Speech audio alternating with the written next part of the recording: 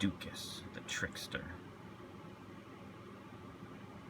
When I met him for the first time, I thought that even the Black Rose is not always infallible in his choices.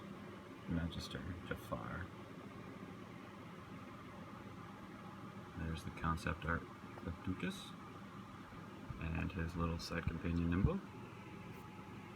Here's a look at the core side of Dukas. He has a hand limit of 10, a health of 9, a movement of 2, an attack value of 2. On the asymmetric side, as you can see, the stats change quite a bit. His health becomes 9, his hand limit is reduced to 6, his movement of 2, and he has an attack of 1. This seems to slightly weaken his overall stats. Let's hope he's got some good abilities. So with his first unique ability, it's the room icon with a +1. It's an in-game ability. This mage gets 1 power point for each activation token in this mage's possession. This is looking to be similar to Bella, where you want to earn as many of those room tokens as you can for those power points. The second ability is a room icon with a mage and a room icon with an asterisk. So this ability, when defeated, this mage can place the mage's model in any room of the lodge, including the opponent's cells.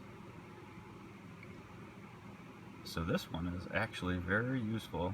So when you knock Dukas out, he can go anywhere in the lodge when repositioning himself, so he can actually set himself up in an opponent's room, as well as the Black Rose room, and any other space. This allows you to get the upper hand and the advantage on your opponents when racing to rooms or getting certain requirements or quests or other stuff done. So Dukas is the trickster of the game.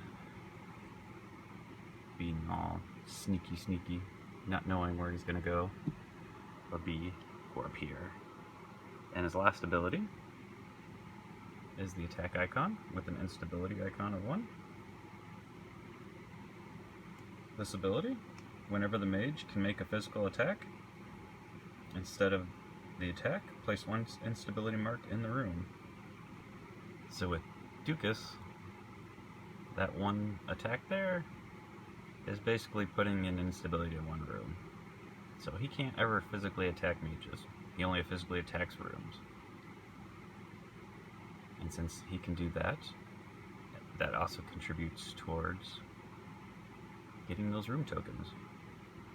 So if you're playing a game with asymmetric mages, Dukas is going to be the one you want to go around dishing out the instability, removing opponents' instabilities, and being all sneaky and tricksy-like. As you'll see with his custom spell, his school of study is trickery. On the straight or light side of Allegro, it is a contingency spell. The element type is magic, and it is yourself for the target. Move up to 2 spaces. You can move 1 instability from your starting room to the room where you stop. Summon Nimbo. If he is already in play, you take control of him. Take his card from the actual controller. That is very handy when manipulating your instability tokens. You want to cast this from a room that you're in with an instability of yours or an opponent's. So if you want to take control of a room, make sure you get that token. You start in a room with an opponent's instability and move to a room where there's not much instability and move that cube to that room.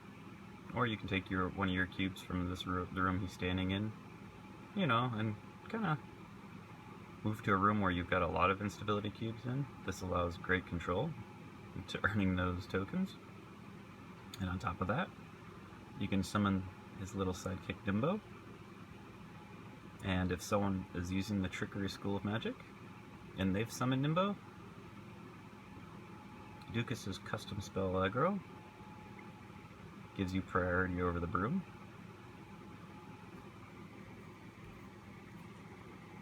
And like all spells in Black Rose Wars, there's 3 copies of it. On the reverse, or dark side of Allegro, nothing changes as far as the spell, element, or target type. And this side allows you to heal yourself by 2 damage. A construct in play acts under your control.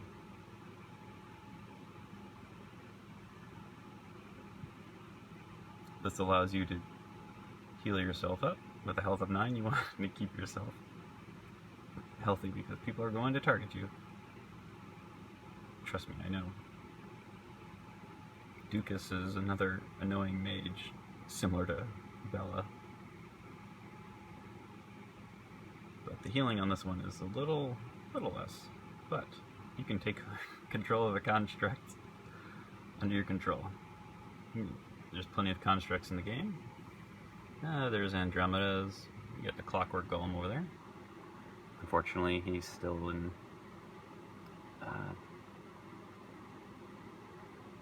paint purgatory, if you would.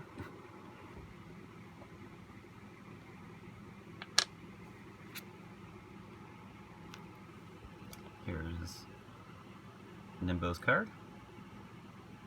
Obviously, it's a construct, which goes hand in hand with his custom spell. Nimbo has a movement of 2, an attack of 2, and a health of 2, so he's easily destroyable. Before acting, Nimbo may shift to a room with a room infestation. Instead of attacking, it can remove 1 instability. This is very handy when using the School of Trickery, because there's always going to be room infestations floating around there.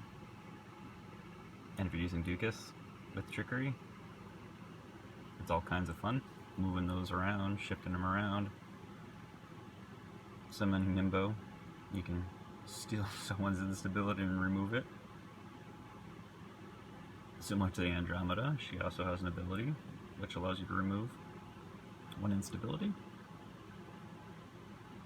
This allows you to get the upper hand from getting those tokens.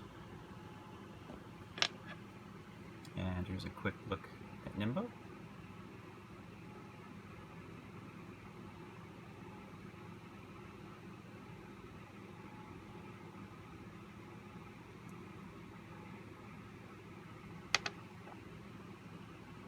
And just to change it up, I decided to do the mage last, because he's tricky like that. There's good old Dukas.